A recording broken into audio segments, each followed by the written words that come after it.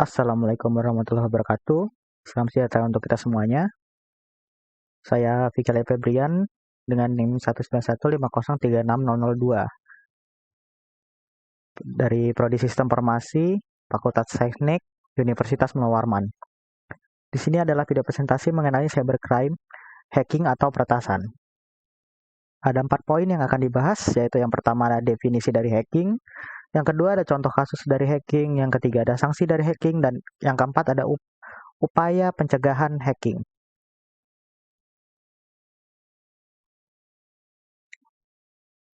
Yang pertama itu ada definisi dari hacking. Hacking adalah tindakan menemukan titik entry yang mungkin ada di dalam sistem komputer atau jaringan dari sebuah komputer, dan hingga berhasil mengambil alih dari komputer tersebut. Hacking biasanya dilakukan untuk mendapatkan akses tidak sah ke dalam komputer atau jaringan dari komputer, baik untuk membahayakan sistem dari komputer tersebut atau mencuri informasi sensitif yang tersedia dalam komputer tersebut. Akan tetapi, ada juga aktivitas hacking yang dilakukan untuk menemukan kelemahan dalam sistem komputer atau jaringan untuk tujuan pengujian. Aktivitas tersebut sering disebut dengan ethical hacking. Ethical hacking adalah tindakan hacking yang dilakukan atas izin dan atas sepengetahuan sang pemilik. Sedangkan hacking sendiri memiliki pengertian menembus keamanan sistem suatu jaringan komputer dengan cara apapun. Lalu kita akan masuk ke contoh dari kasus hacking.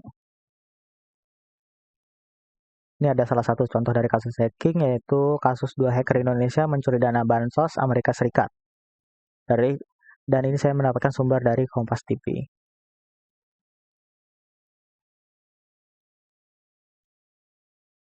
Untuk kasusnya yaitu ada anggota Direktorat Reserse Kriminal kasus pada Polda Jawa Timur terus mengembangkan penyidikan kasus 2 hacker asal Indonesia yang mencuri dana Bansos COVID-19 untuk warga Amerika Serikat. Dari hasil pengembangan penyidik, Sabit Cyber Direktorat Reserse Kriminal kasus Polda Jawa Timur, hasilnya polisi menemukan satu lagi terduga pelaku yang merupakan warga negara asing. Tim Cyber Diskrim Polda Jawa Timur mengungkapkan kasus penipuan digital atau scammer yang mencuri dana dengan jebakan situs Bansos COVID-19 milik pemerintah Amerika Serikat. Sang pelaku memanfaatkan program bantuan ekonomi dari pemerintah Amerika Serikat tersebut bagi warga yang menganggur karena pandemi. Mereka diperkirakan meraup dana hingga 60 juta dolar Amerika Serikat atau setara dengan 873 miliar rupiah dari bantuan pemerintah Amerika Serikat yang salah sasaran dan masuk ke dalam rekening sang pelaku. Jadi dalam kasus ini orang Indonesia membuat website palsu yang dimana mencuri data dari orang-orang di Amerika Serikat sana dan membuat data palsu yang dikirimkan kepada pemerintah untuk mendapatkan uang yang akan masuk kepada rekening sang pelaku. Dengan total 60 juta dolar Amerika Serikat atau sekitar 873 miliar rupiah sang pelaku mendapatkan dari hasil hacking tersebut.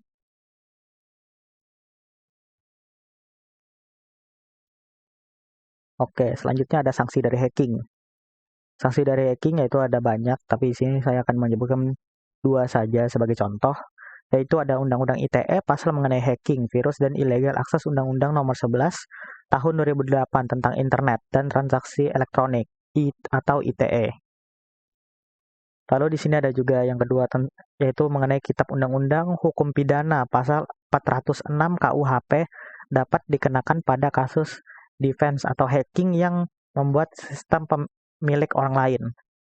Jadi untuk yang kedua ini, yang Kitab Undang-Undang Hukum Pidana pasal 406 KUHP ini, dia dapat dipenjara karena melakukan hacking, meretas data orang lain. Dan untuk Undang-Undang ITE pasal mengenai hacking ini, yang nomor 11 tahun 2008, ini dapat terkena denda tergantung dari apa yang di-hacking dan juga seberapa besar penyebabnya.